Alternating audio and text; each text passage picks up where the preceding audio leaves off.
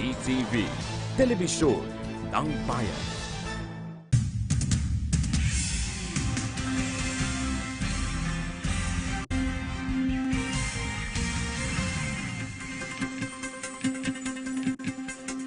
Magandang hapon, nagbabalik ang PTV News Break.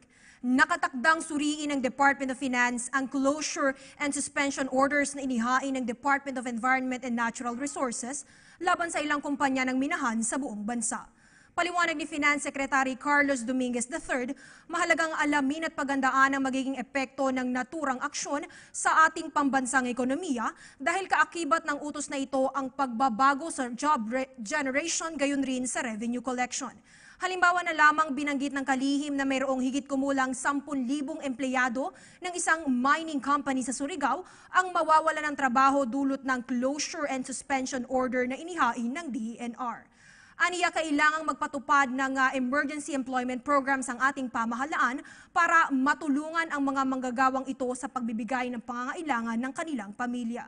Nagpahayag naman ng pagsuporta ang Department of Social Welfare and Development, gayon rin ang Department of Labor and Employment para tutukan ang paglulunsad ng mga proyektong mapagkakakitaan ng mga naapektuhang mining workers.